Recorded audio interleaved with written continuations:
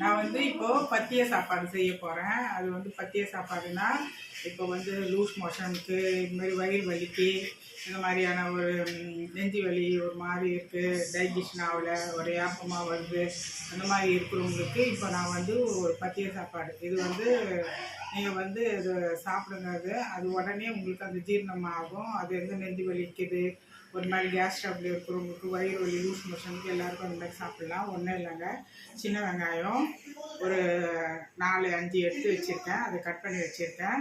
ஒரு பூண்டு, சின்ன பூண்டு வச்சுருக்கேன். இதுதாங்க. இப்போ வந்து வச்சுருக்கேன். இப்போ சட்டி காயுது. இப்போ வந்து எண்ணெய் ஊற்றுறேன். இப்போது எண்ணெய் ஊற்றுறேன். கொஞ்சமாக தான் உங்களுக்கு தேவை. ஒரு ஆளுக்குனா கொஞ்சமாக ஊற்றிக்கலாம். எண்ணெய் காஞ்சிடுச்சு. இப்போ வந்து கொஞ்சமாக நான் சீரகம் போடுறேன். சீரகம் போட்டுட்டு இதை வச்சுருந்தேன் இல்லையா, இந்த சின்ன வெங்காயமும் பூண்டும் இப்போ நான் அதில் போட்டுடுறேன்.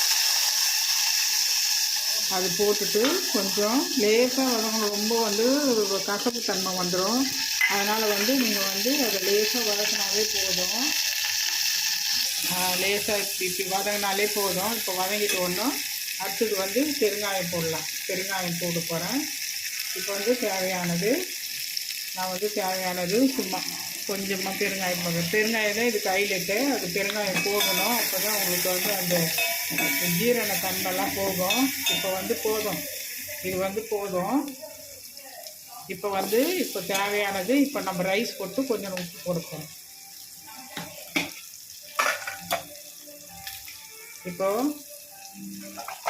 இப்போ நான் ரைஸ் போடுறேன்.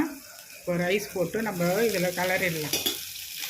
அதில் ஒருத்தருக்கா 2 பேருக்கா அது எப்படின்ட்டு யோசித்து பண்ணுங்கள். நான் ஒருத்தருக்காக செய்கிறேன். அது வந்து இப்போ ரைஸ் போட்டு இப்போ நம்ம நல்லா கிளறி விட்டுடணும். கிளறி விட்டுட்டு இப்போது தேவையானது கொஞ்சமாக உப்பு போடணும். இப்போது தேவையானது உப்பு கொஞ்சம் எடுத்துகிட்டு வரேன். உப்பு போட்டுருவேன். இப்போது தேவையானது நான் உப்பு ஒருத்தருக்கு மட்டும்தான், நிறைய போட்டுறாங்க. ஏற்கனவே சாதத்தில் நான் உப்பு போட்டிருக்கேன். அதனால் வந்து போதுமானது அது. இதுதாங்க பத்திய சாப்பாடு. நீங்கள் இந்த மாதிரி வீட்டில் குழந்தைங்களுக்கு உடம்பு முடியல, அந்த மாதிரியான பெரியவங்களுக்கும் சாப்பிட்லாம், சின்ன பிள்ளைங்களாம் சாப்பிட்லாம். இந்த மாதிரியான கேஸ் ட்ரபிள், வயிறு வலி, இந்த மாதிரி நெஞ்சு எரிச்சல், அந்த மாதிரியான பத்திய சாப்பாடு இதுதாங்க. இதில் வீட்டில் செஞ்சு பாருங்கள். இது செஞ்சு பார்த்துட்டு எனக்கு எப்படின்னு சொல்லுங்கள். இதை வீட்டில் வந்து சிம்பிளாக டக்குன்னு ஒருத்தருக்கு உடம்பு முடியலனால காரம் தேவையில்லைன்னா நம்ம இந்த மாதிரி சாப்பாடு செஞ்சு கொடுத்துட்டு ஒரு ஊறுகாயோ அது மாதிரி வச்சு கொடுத்துடலாம். தேங்க்யூ. இந்த மாதிரி செஞ்சு பாருங்கள். தேங்க்யூ.